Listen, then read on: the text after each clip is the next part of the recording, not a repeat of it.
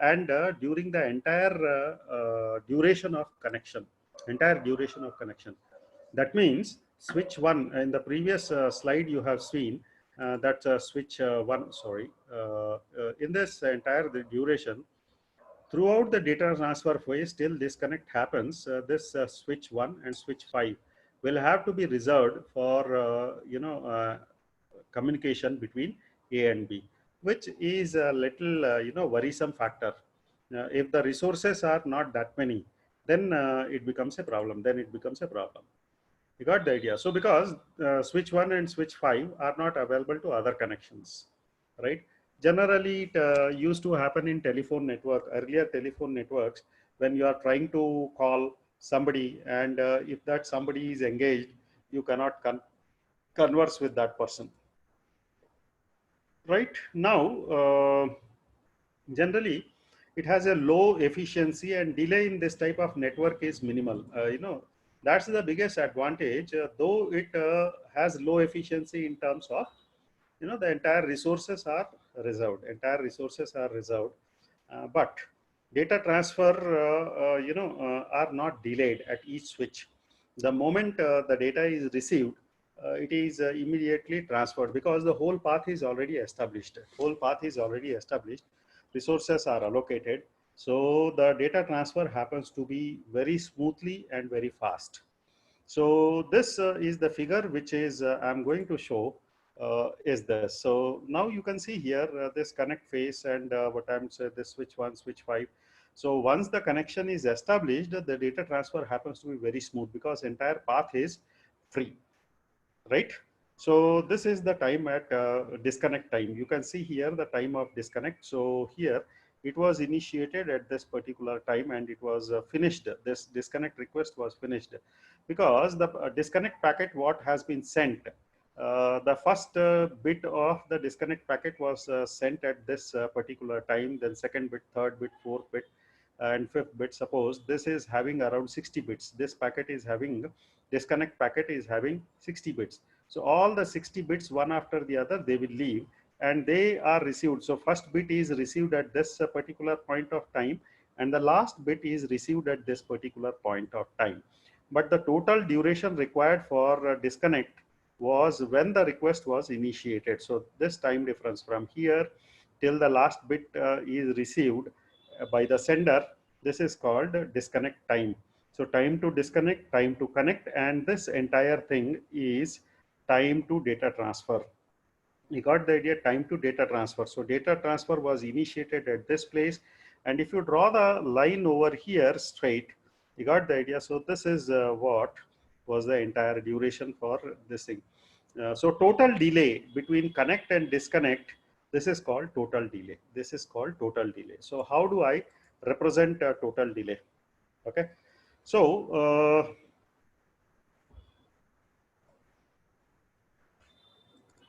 so this is just what I meant to say, explanation of that, what I have given. So we can, now go for next thing is packet switching. So we had seen so far which kind of switching? We had seen message switching was there, packet switching was there, and another switching is there. Which one is another switching? Three types of switchings are there. Circuit switching. Circuit switching. Tushar, Circuit switching. I am unable to hear you properly. So Circuit switching, sir. Circuit switching. Circuit. Okay. So the first one, what we had discussed was circuit switching, because the whole circuit was established because it is passing through this switches. Now here, this is packet switching. So basically in data communication, we need to send messages from one end to other. Messages will be very large.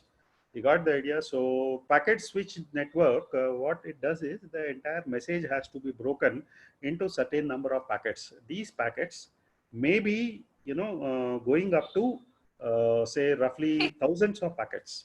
The whole message, if your message is say 50 megabytes of message, if the message is 50 megabytes of message, then lot of, and the network at one point of time, it allows only 1 kbps of data.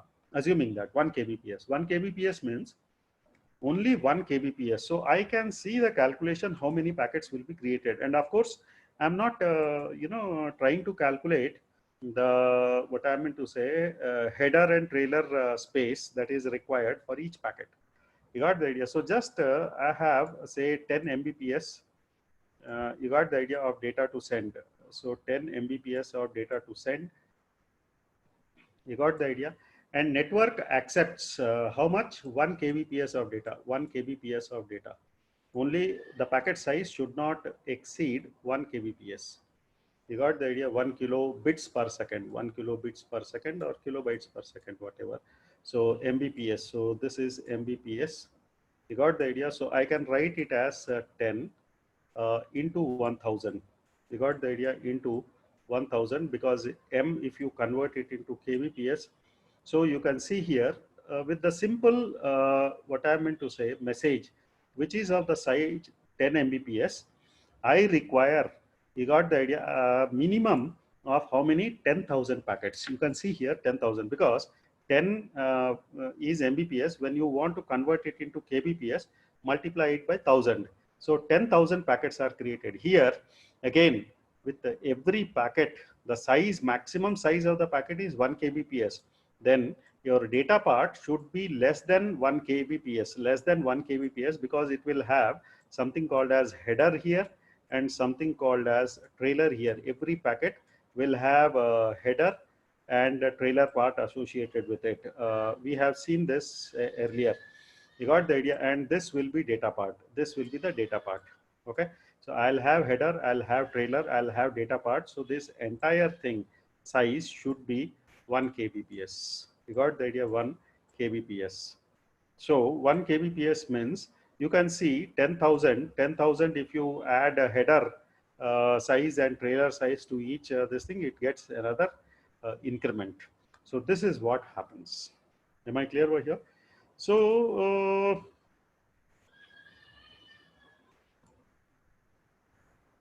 well, the packets may be a fixed size or a variable size. It depends on the network generally.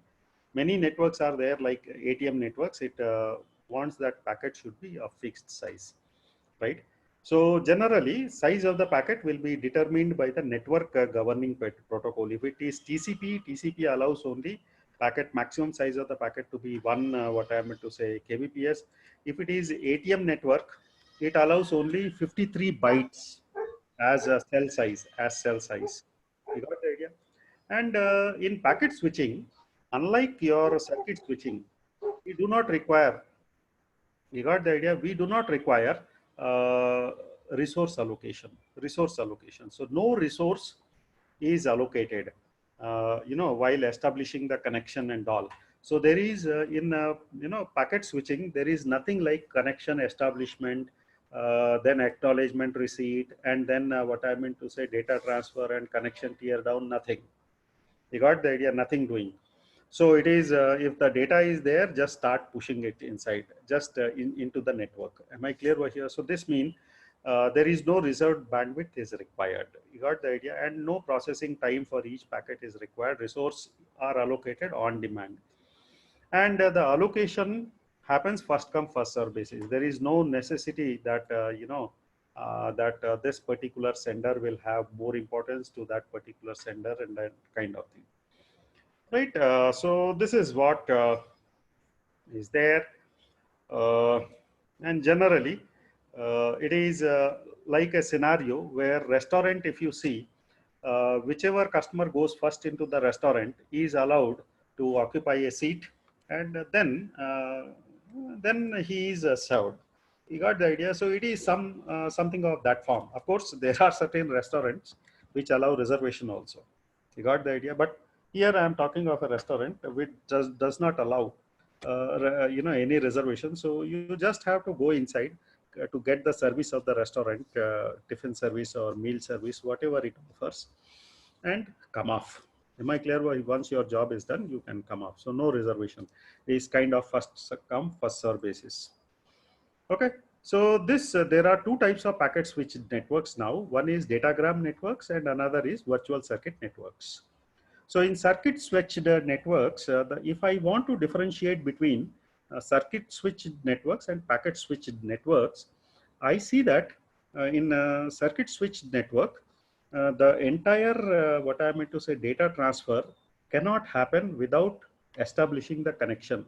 Connection establishment means the sender will send request to the receiver. Receiver, if is ready to receive the data, it accepts. You got the idea? That a request by initiating a acknowledgement by sending acknowledgement packet to the sending source.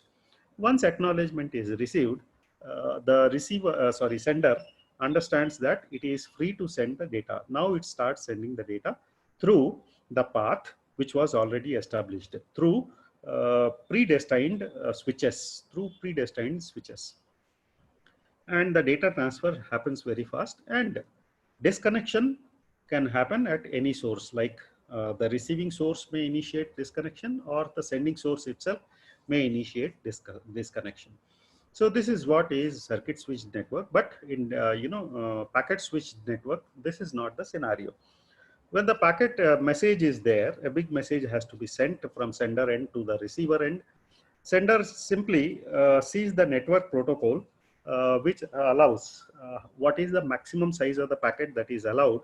So based on the maximum size of the packet, it chunks or cuts its messages to meet that protocol demand. What is that protocol demand? It says that only 1 kbps of data can be sent at a time. So the big message of the size 10 mbps has to be converted into more than 10,000 packets, and each packet is sent one after the other till the last packet is moved from sending end to receiving end. You got the idea? So here, and this happens first come first serve basis. There is no reservation of resources required in packet switched networks. You got the idea? And basically there are two types of packet switched networks, is nothing but datagram networks and virtual circuit networks. Now datagram network, each packet is treated independently of others. That means, you got the idea? The very much I mean to say essence of datagram network is no packet is given importance. Like first packet, if it is initiating from sending end, not necessarily that, it is not necessary that this packet will reach first to the destination, though it has started first from the sending end, but not necessary that it will be received first, not necessary. So this is what is a datagram network. And if multi-packet transmissions are there, in that scenario, all these packets may be received out of the order. Just after some time, you will see how exactly this happens. So if I have sent 10 packets, and packet number 1 will leave the source first, then packet number 2, then packet number 3, 4. Here the sequence is followed. And at the receiving end, it might have happened packet number 8 might have arrived first, then packet number 2, then packet number 5, then packet number 9, then packet number 1, like this. All these packets are received out of order, not necessary that they will be received in order. So here, that's the biggest this thing. So here you can see in this particular part, okay, in this particular part I have 4 packets. I had a message. You got the idea? So this is the sender is A and receiver is X here, and these are the intermediate switches, or I can say router. In fact, this notation is for a router, so I am not using switch. Switch is generally used for circuit switch networks. So here, for that part, this is called a router. In fact, this is called a router. Now the whole message which A wanted to send to X has been divided into 4 parts. So this is packet 1, and this is packet 2, and this is packet 3, and this is packet 4. You got the idea? Now you can see here, these packets are sent. Now packet 1 has gone like this. Packet 1 has gone like this. and then it has followed this path, and then finally it is following this path. So this is packet 1, which has followed from this router. It has gone here. You got the idea. From there it has come here, and then from here has come here. You got the idea. Next, now packet 4 has come. You got the idea. So packet 4 follows this particular path. So not necessary that it will follow the packet 1's path. Packet 1's path was this. You got the idea. Then this, and then this. But now packet 4 follows this particular path, and this is the path it has followed. Now comes next 3. 3 follows another different path. You can see here it follows this path and this path. Now what remains of 2 is it is following this particular path. So you can see here none of the packets have followed the same path. You got the idea. None of the packets have followed the same path. And then you can see here, though the packets started in order like 1, 2, 3, 4 at sending end, but the way they have been received here at the receiver is packet 1 arrived first, packet 4 then packet 3, then packet 2. So all these packets have arrived out of order. So here in datagram networks, it is not at all necessary that so the packets are not given that big importance. Packets are not given that big importance. They may follow any, what I meant to say, path. So here, this particular figure shows how the datagram approach is used to deliver the packets from source A to source X. Am I clear over here? And they have all taken, all the packets have taken different paths. So have you understood this approach of datagram?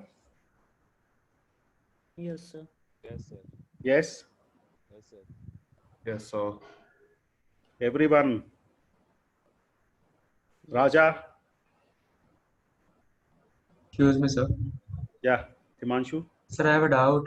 When at the receiver end, the data will be at the same order or it will be jumbled? Different order. You see here we started with, if you see, you can see here, the order in which the data left was 1, 2, 3, 4.